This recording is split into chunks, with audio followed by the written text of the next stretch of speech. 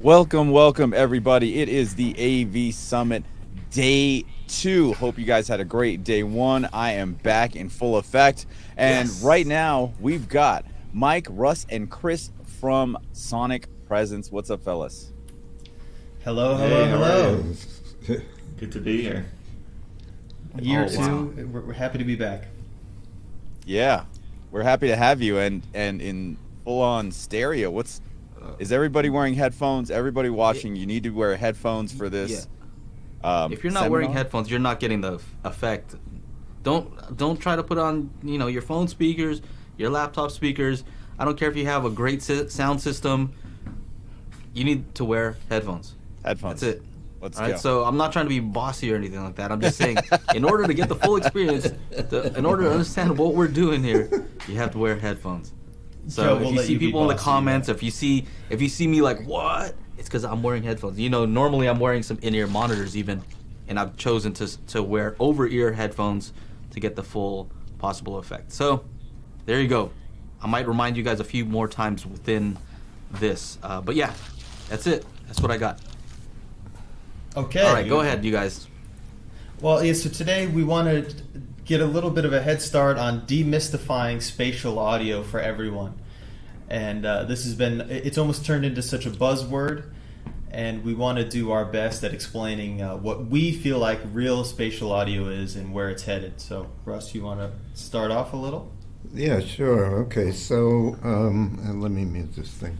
So, if you Google spatial audio, it starts talking about Apple and spatial music and what have you, but that's not what it's all about. Okay, spatial audio actually, spatial audio is your real hearing. It's what you hear every day, and when you go out into the world, you hear the birds. The birds are up here and they're all around you. You go to cross the street, and you can tell which direction the cars are coming from. Things sound behind you. It's quite normal that we're going to play you actually some examples of somebody walking behind you, and so spatial audio is emulating with two-channel audio what you naturally hear. So, does stereo do that? Well, you can do a demonstration yourself. 90% of the people listen to music on headphones. And so if you take and put on a pair of headphones, even earbuds like I have on, if you really pay attention, go ahead, put up that slide. This is what you hear. Everything is inside your head. It's basically trapped between your left ear and your right ear. When you're hearing me now in spatial audio, Mike is over here, Chris is over there. They're outside your head. You can actually hear that they're outside your head. Okay, but when you put on a stereo recording, a typical stereo recording, everything collapses inside your head. Why is that?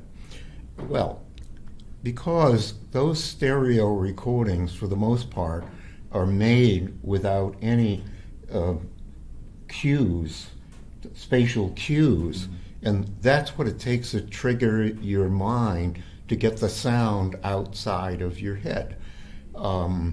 When you put on a stereo recording, chances are you'll notice you've got a guitar stuck in one ear here. You've got maybe a cymbal or something or other over here, and maybe the drums sort of sound like they're in the middle.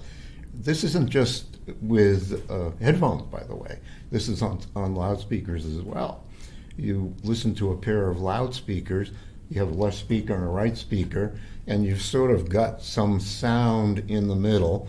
If you sit rigidly in the center, you might notice that the vocal is pretty much in the center. But if you move your head one way or the other, it will shift over to the speaker that's nearest you, either the left one or the right one, right?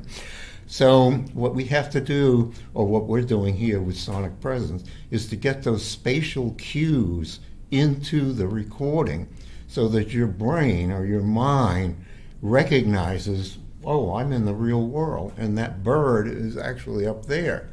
Whereas when it's on headphones, it sounds like the bird is in the middle of my head someplace or other, okay?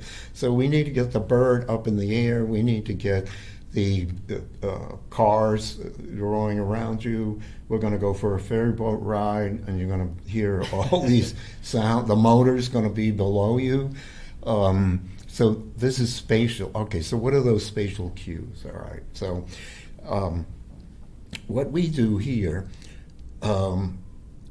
is we have these microphones that you put onto your head like this. You loop them over your ears. We're going to get into more detail about how all this works, but basically what we need to do is to capture the effect of the human head. And that is very, very important. It's a key element here, okay? So every day you hear sounds, the sound is coming at you, and guess what? It's a wave, and it goes right around your head like this. And depending on where it's coming from, it could arrive on this ear sooner than it arrives on that ear. And the timing differences are microseconds, millionths of a second. And yet your brain is oriented to hear that. We can differentiate very small angles as we go in this 180 degrees in this plane.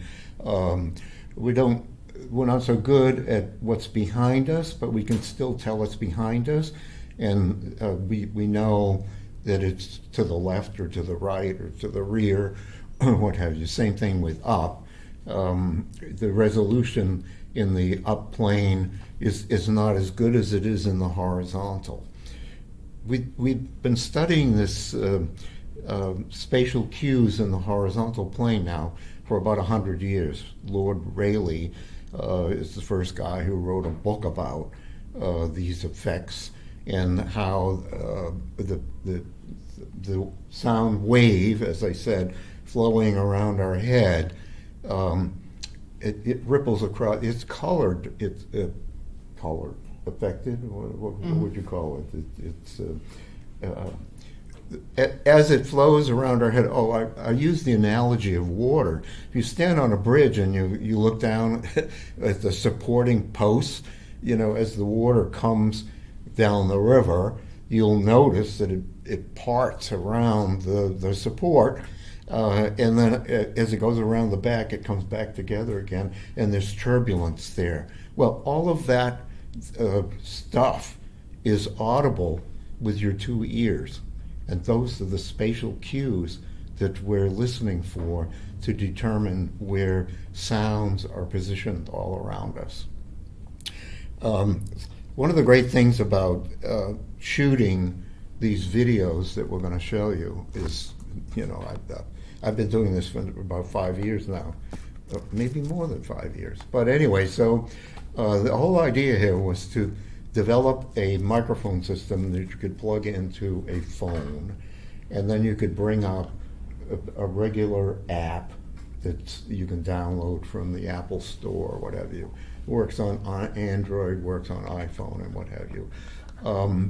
You know where to point a camera because you're looking at the picture. So I can see if my finger's in the way, I'm looking at it so I can tell the finger's in the way. And I'm seeing the picture, so when I hit the record button, I know what the picture's going to look like. It's what I see is going to play back. I don't know why I did that, but okay. So anyway, the problem is that if you're a sound person, I'll make a statement here. There are very few people in this world who know how to point a microphone. Most of them are in Hollywood, and they get paid a lot of money because they know how to point the mic in the right direction to get the actor's voice or the sound effect or whatever. But there are very few people in the world who know how to do that. And the problem is, there's no, here I have a viewfinder. I'm looking at the camera, it's a viewfinder. If I hold the microphone up to my ears, it doesn't tell me anything. It's meaningless. I can't figure out how to point the microphone by holding it up to my ears. There's no sonic viewfinder, if you will. With sonic presence, my ears become the viewfinder.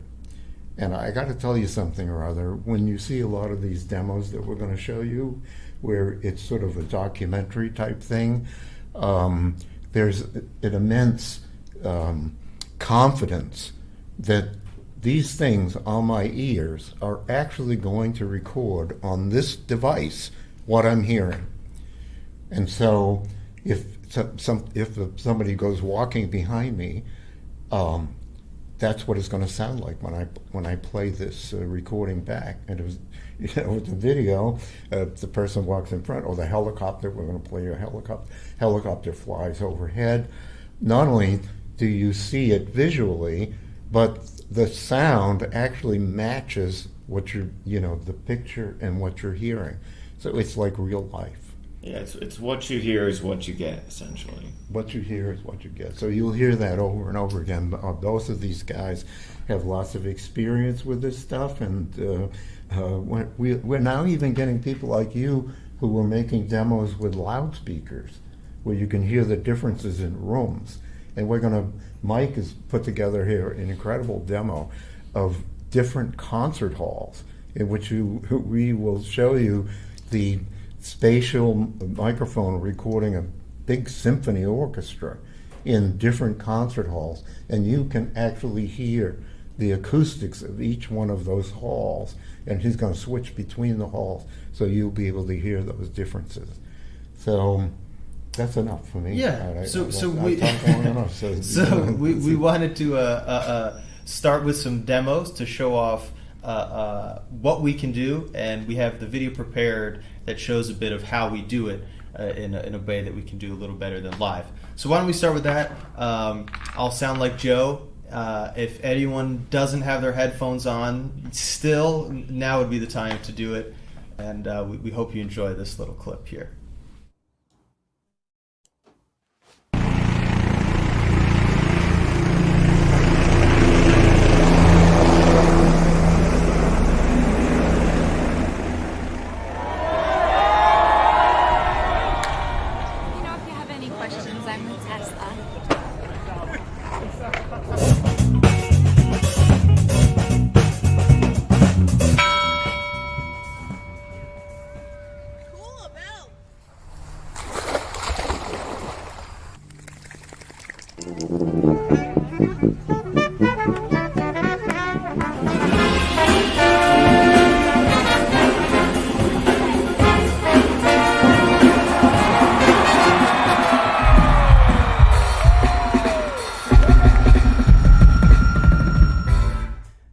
Now let's hear some live spatial audio.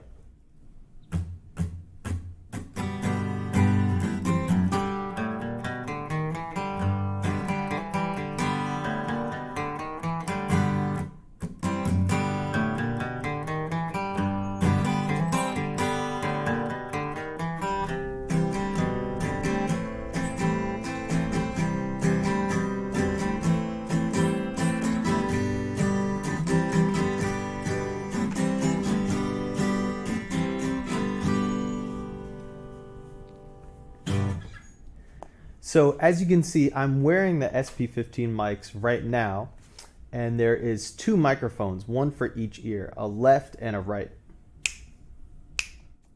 When I turned away from Chris while he was playing the guitar, you could hear how the sound kind of moved around in your headphones. That's a little taste of sonic presence spatial audio, which we're going to explain more in a little bit. But first, let's take a look at the microphones themselves and everything that comes with it in the box. So inside the box, we have a microfiber pouch We have a USB-C to C cable. We have the actual SP15C microphone, which is sealed in a static protective bag. And finally, we have the quick start manual, which has some helpful tips and tricks on how to get started, tech specs, and some other good stuff. Once you remove the SP15 from its static protective bag, you'll notice there are two ear hooks. The red ear hook indicates it goes on your right ear, and the black one goes on your left ear. On this end, we have the USB-C port. This is where you'll plug in the included USB-C to C cable. So let's go ahead and plug that USB-C in. You'll hear a click sound when it's seated firmly. And from there, we'll go into Android tablets, Android smartphones, iPad Pro, as well as Mac and Windows PCs. Now, iPhone's a little bit trickier since they use the Lightning port. So we'll remove the USB-C cable, and we have two accessories sold separately, the USB-C to A, as well as Apple's Lightning to USB-A camera adapter. So we'll connect those two things together, then we'll plug into the puck, and from there we'll go straight into the iPhone. And now we're good to go. Okay. No stereo. Alright. No stereo. So, was that demo not in stereo for you Yeah, guys? no, I heard it. No, 100% it was. Yeah. It was? Oh, Yeah. all right, fantastic. Yeah. You know, we're doing our best to monitor and present at the same time. That was good. So, well, I hope you guys enjoyed that, and it helped explain of what we do a little bit here. So, spatial audio is our style of recording exactly what you hear, and we feel like we've really come to a great point of understanding how we can approach this market and how we can approach this world in a unique way, in a way that's very easy to explain to consumers, and it's very easy to explain to the larger audio market. Like Russ was getting at before, there's so much marketing buzz and hype and confusion about really what spatial audio is. And we've found that determining that and kind of defining spatial audio is as your natural hearing seems to be really the best way of explaining spatial audio in general. And it's able to sort of encapsulate the many different forms that spatial audio is taking. Even Apple has about 2 or 3 versions of spatial audio. Is it Apple Music, or is it the spatialized stereo on the AirPods, or is it spatial audio that's built into the iPads? And so what we've sort of determined is that spatial audio is trying to get as close to realistic, immersive 360 sound as possible, in whatever way possible. Your brain is such a highly sophisticated computer in its own right, and I think maybe we forget about that sometimes. And by processing all of these natural spatial cues that are coming in 24 hours a day around you, we're able to do this beautiful thing called externalization and localization. We sort of take it for granted that you can see a bird up in a tree and know exactly where it's coming from. But that's some pretty serious and advanced processing that your brain has to do from just a stereo audio track that it's receiving. You know, we sort of listen in stereo. We only have 2 ears and 1 track for each ear, but of course we listen in spatial audio. And that's sort of the point that we're trying to get across here, is that we listen every day in spatial audio. So our goal here at Sonic Presence is to capture those natural spatial cues that your head does every day, and then once that's been captured, we want to let your brain be able to do that decoding work that it's evolutionary primed to do. So, you know, once those spatial cues get recorded into an audio file, we are able to recreate these beautiful surround sound-like experiences when listened back on headphones. We're simulating what the brain is doing without even thinking about it all day long. So, the spatial audio that Apple and Dolby are doing, which I was talking about before, and I'm going to talk about a little more, currently is so focused on being consumed, and it's such a niche, and I don't even know how to explain it. So much education needs to go into even learning how to use it and how to make it. We're trying to sort of democratize the creation of spatial audio. And with the Sonic Presence SP15, really anyone can make this content, which is so fantastic. Because unlike those other spatial audio formats, we're not using object-based spatial audio. And what object-based spatial audio is, obviously, is up to hundreds of monaural tracks that then are processed and rendered and then de-rendered and rendered again and whatnot, and be able to play back on these massive systems. And so what, Joe, you've actually been very helpful at showing us is that some of this can sound really good. If you have a room for it, and you have the speakers for it, and you have a setup, and you have this expensive screen and a whole system, it can sound pretty damn good. You have, oh wow, I mean, that plane is really flying up there in the sky. I mean, this tractor is really coming past me and going, all those Atmos demos. But the problem is, right now, we have yet to hear any sort of immersive or spatial audio that has been rendered down to a stereo file that you can listen to on headphones that we really find convincing in the slightest. And I know a lot of people are working very hard to try to take these object-based formats and put them into headphones. And we've yet to hear anything that comes close to what we can do by capturing those natural spatial cues that your brain is so primed to decode. And on top of that, what's so fantastic about the Sonic Presence spatial audio is that it is recorded just onto a stereo file. So that means that, just like Joe does, and what we hope that a lot more of people start to do, is that you can share this so easily on all the platforms that are ready for consumer use. From YouTube to Instagram to TikTok to even Spotify and Apple Music, besides Apple Music's object-based spatial audio. And so we love that you don't need any special equipment or any decoders or any specific speakers or anything like that to actually be able to enjoy this content. I mean, you can really enjoy Sonic Presence on a pair of AirPods or really any type of little earbuds or anything like that. So because of that, we feel really excited about our price point. We really felt like this should really be a very competitive product and be available to the consumer space in a way that no other spatial audio technologies really are. So we wanted to just show a couple more real-world examples of how we think some content creators can use our product. There are so many ways to incorporate spatial audio into your content. Let's have a look at some examples. First-person vlog footage. So today we are on our way to Times Square. I have my Sonic Presence spatial microphones with me. Live concerts and loud events.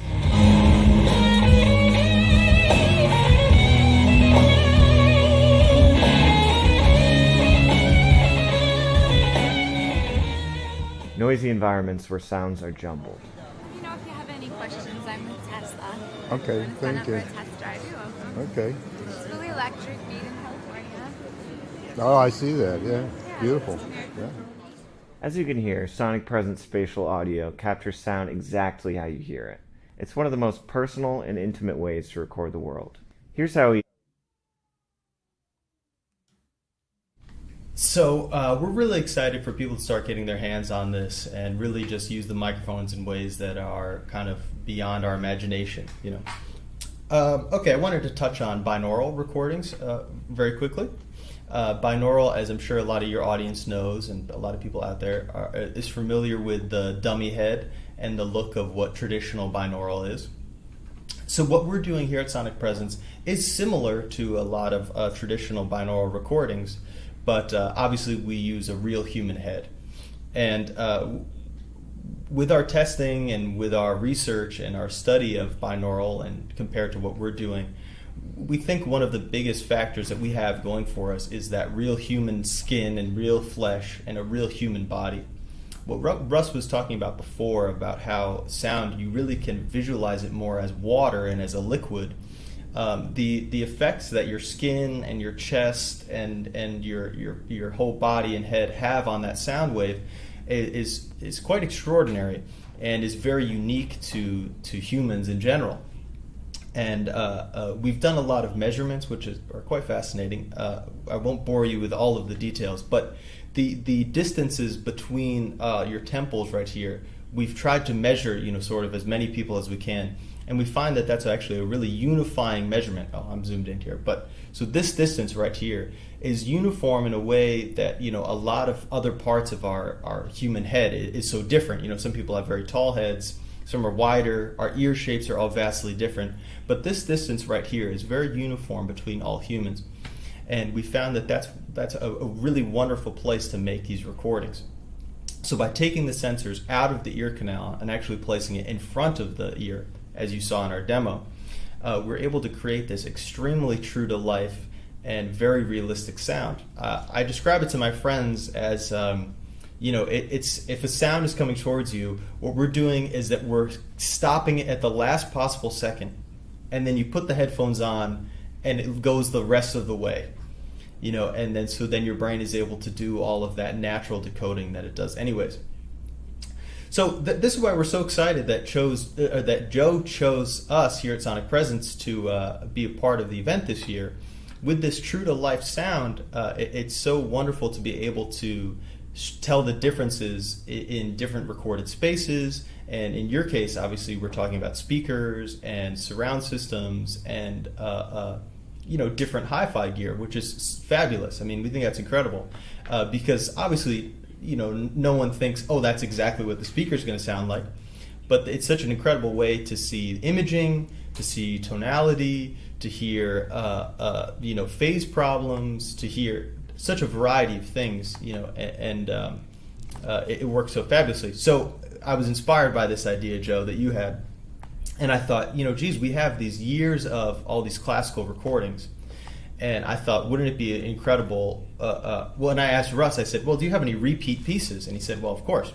So I thought it would be a fabulous way to show off this idea that you can compare spaces, you can compare a concert hall using sonic presence. So I've assembled a few demos here. The first are a series of performances of the Rite of Spring by Stravinsky. You're first going to hear a piece in Carnegie Hall, and then you're going to hear the same piece in Geffen Hall, and then you're going to hear the same piece again in Geffen, but also with a different conductor. So it's wonderful that you can hear actually the difference not only in the hall, but also hear the difference that a conductor can make. In the second version of the Rite of Spring here, he's a much more sort of energetic conductor, and he really loves his dynamics. So you can even hear how that changes the hall of the room, or the sound of the hall. Got a little backwards there. So then I'll play the Rite of Spring, and then I'll pause, and then explain the next piece. So I hope you enjoy.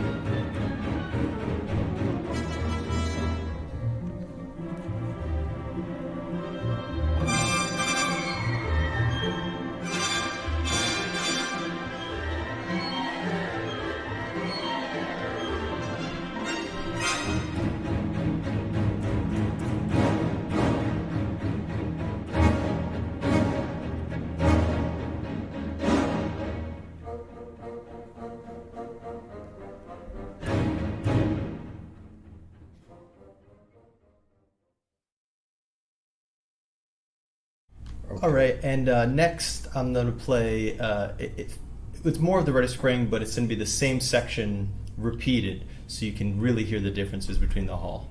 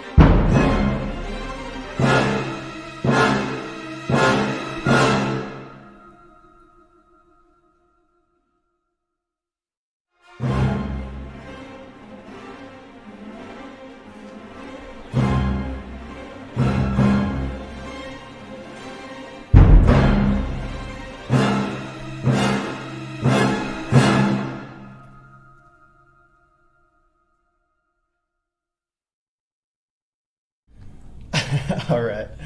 Those are quite wonderful. So I'm going to skip forward here. I have one more piece I want to show. This is Pines of Rome. And this one, we actually have 3 completely different halls to show the example.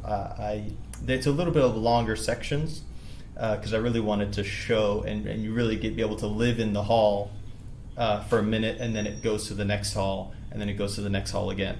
And then the final hall is a Merrill Auditorium up in Portland. And the organ is just absolutely stunning. And it's my favorite part about that recording. So to be able to hear not only the difference in the hall and the difference of an orchestra and a different conductor, but a different organ, it is really quite fabulous.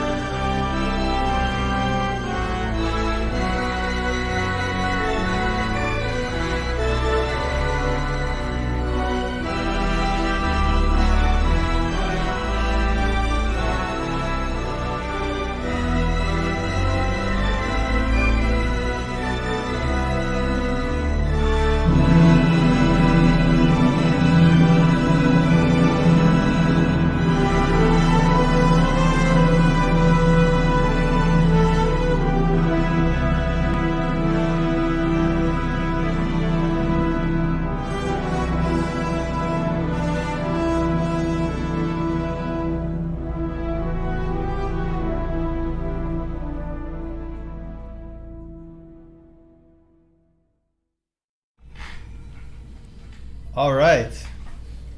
How about that organ at the end there? Yeah, that's That was crazy. great. That's crazy. Oh, let me see. I think I lost the feed of you, Joe. Okay, you're back. Yeah.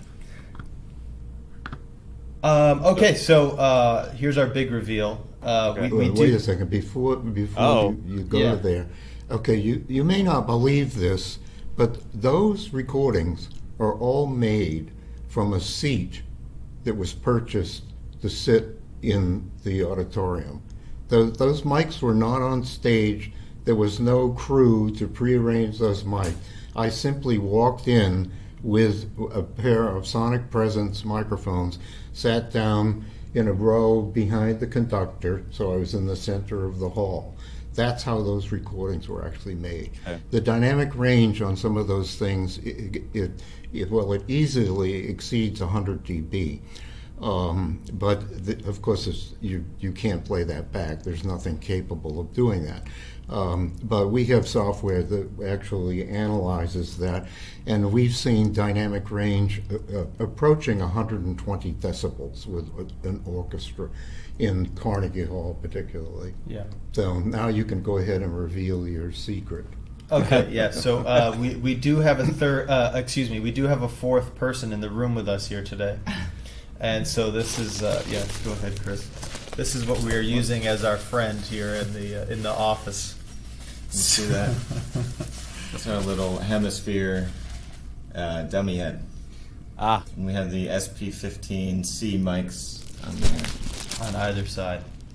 Wow. With a little foam underneath that I think you can hear squishing around. yeah, yeah. I You'll was notice wondering what that this was. is much less Yeah. threatening than a dummy human head.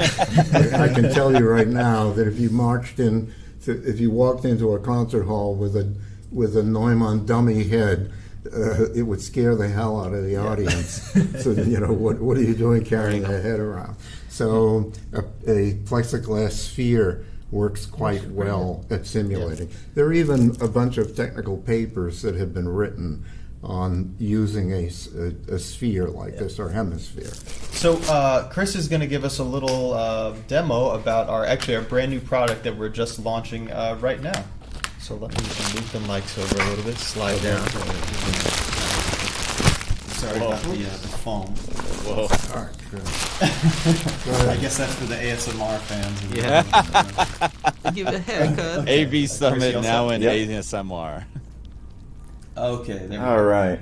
So all the demos you've seen today were shot using the SP15C USB mic, but we are excited to announce that we just released the Pro model,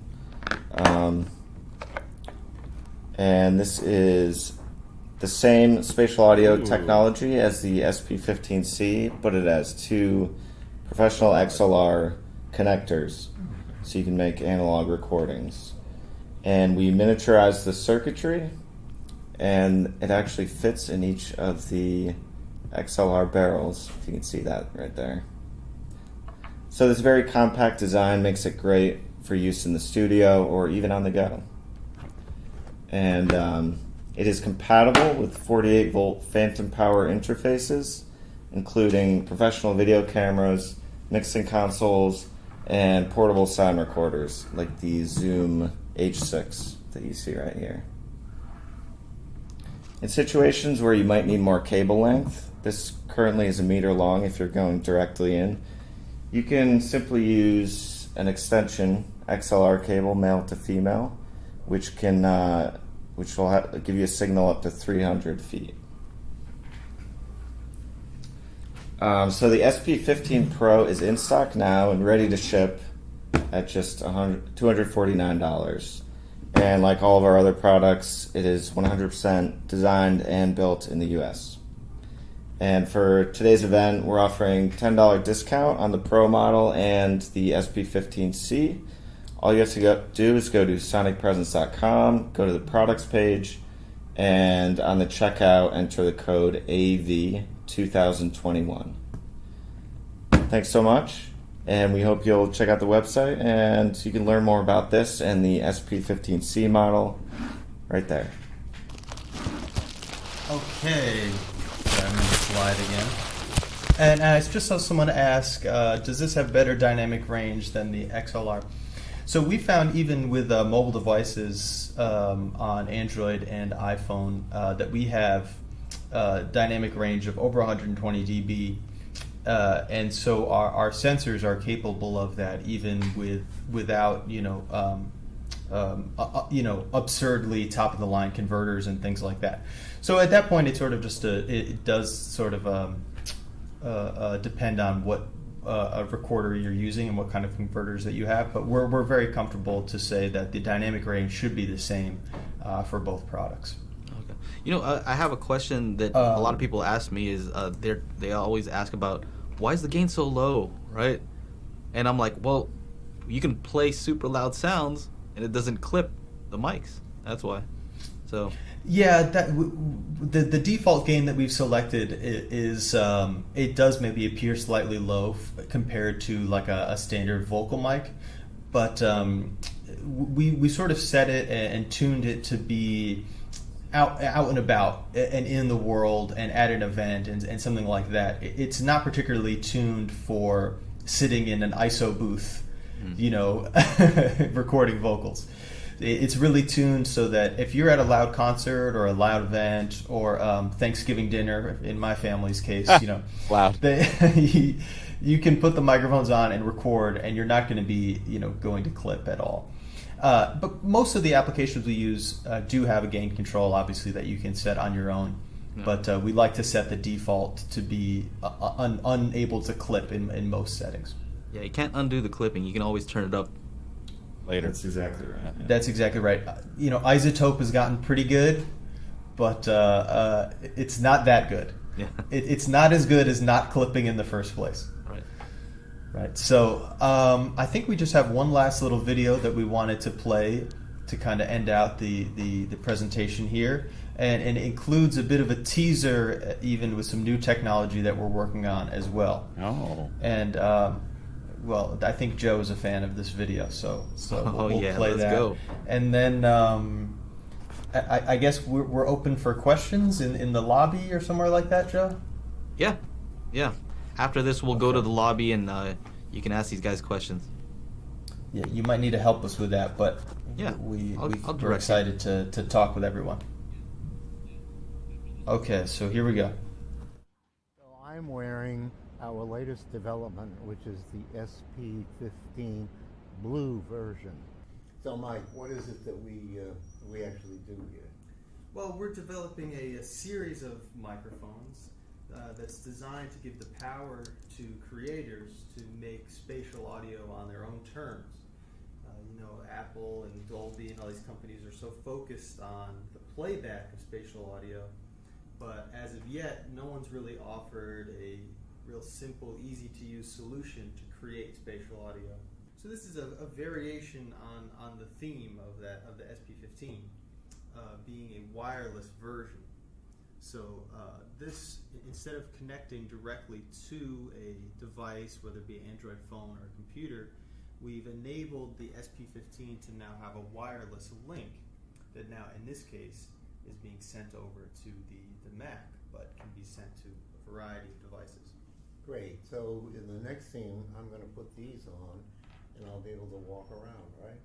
Okay, so now it's time for the steak, all right? So we got the fire going here, and, it's pretty hot. So let's just...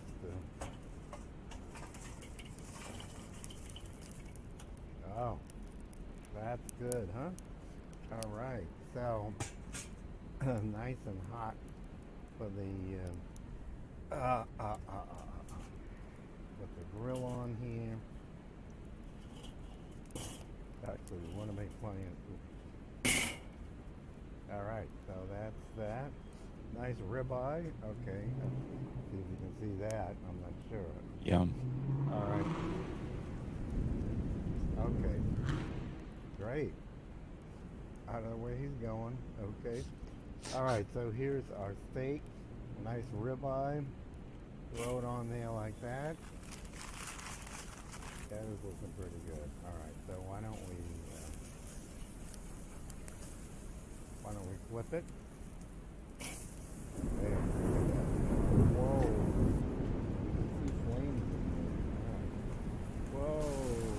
That looks pretty good.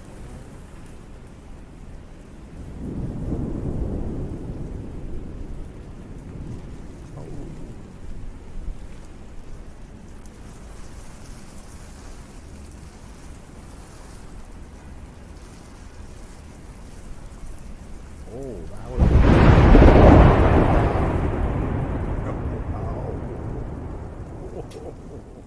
Whoa. All right. Wow. And I think that's how we're going to end out the show today. Oh man. Talk about like perfect timing for your recording. All of it. The motorcycle driving by, the rain. I'm like, is this the John Wick scene at the cemetery? What's happening? Oh, that's hilarious. That was amazing. Oh, the steak looks delicious, they say, right? Everybody's hungry now. So, a few things before you go, a few comments I wanted to make is that I'm happy that at the beginning you said that with the demos that we do, you can hear the differences in rooms. Yeah.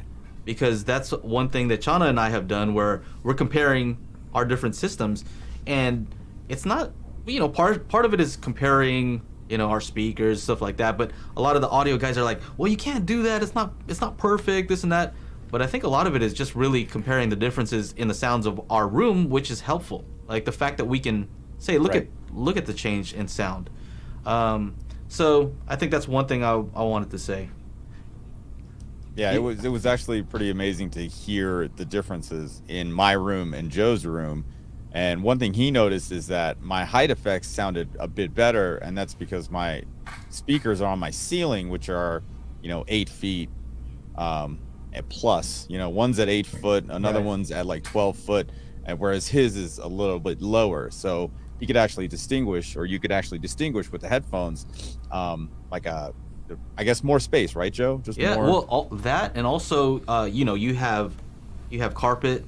Yeah. And I'm like, oh man, I need a little bit more. I need some room treatment or something because I can tell that yours has less reflections. So it's something that I'm like, oh, I think I might want to do that. The other thing that I wanted to say is you guys talk a lot about externalization of sounds, right? How with headphones, you don't typically hear things outside of the headphones, right? The sound stage is here, right? In between here. And what I would say, when you guys were talking about surround sound, we talk a lot about Dolby Atmos or 3D, all these different formats. And the opposite actually is what I've experienced, which is everything is externalized. Nothing can come closer. So there's a bubble around you of speakers, and it's cool to see stuff happen. So airplane is fine because that's far away, but nothing can really get close to you like with these with what your mics can do. So just something to think about maybe when you're talking to other folks is like everything is externalized with surround sound, and nothing really comes within that bubble, which is no one can whisper in your ear. Yeah. Yes. Like the Tesla lady trying to hit on on all of us right now. On Russ. On Russ, yeah. Trying to hit on Russ. The other thing is deep bass, right? That thing has no problem hitting deep bass notes. Because I think a lot of people are like, these little tiny mics, what are they going to do? Right? Like, all right. I once thought that myself. Yeah. I was mistaken. What else? And then the last thing is, I want people to realize, like, this is just streaming over StreamYard. Like, this is the video quality. You guys have seen my videos. It can't even handle like a shirt like this without looking crazy. So it's also affecting the audio. A lot of folks, we had some folks asking if it's possible to get a version of some of your demos that are not compressed, because of course the compression affects things too. Yeah, it has something to do with it. Of course. Yeah. For some of the music files, you can email us and maybe we can get you a version. And most of the demos on YouTube sound great to me. We've really tuned the compression to really be as to the limit as YouTube will allow. Yeah. But we do have some hosted on some Google Drives and things like that if people would really like a uncompressed version. Oh, this is interesting. These guys are getting advanced here. You see this question? Do these mics have correction EQs like calibration mics? I think he's referring to like a U-Mic 1 is a popular calibrated mic where they'll send you a mic, has a number that you type into the website, and then it gives you a correction specific to that. Yeah. We find the mics to be so unbelievably flat. within what would you say? They're flat out to the 20K. Yeah. Yeah. And the actual the major EQ spikes that you will see, or any EQ variation that you'll see in a recording, especially, is well, mostly room, of course, but is your head. We get a beautiful bloom at around 3K that is kind of the natural a presence boost of your head.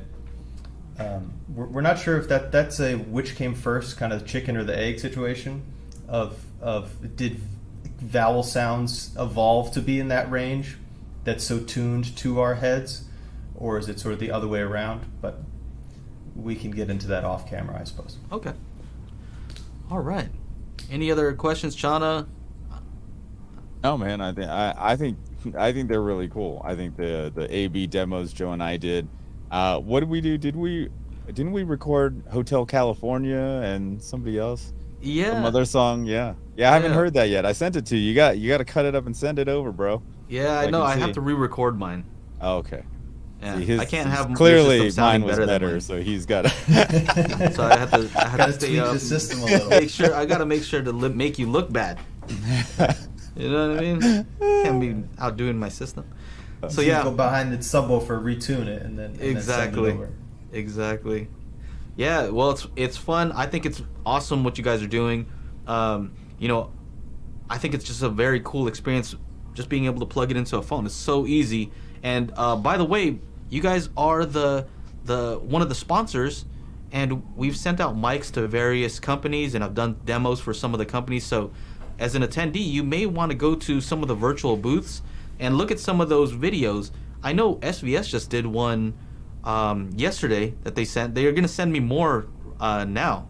They actually flew to Ohio to do some sound demos for you guys. So that's how crazy this is. Wow. They have some pretty hilarious ones. You got to check it out. Go to the SVS one. You'll see a demo using the Sonic Presence mics.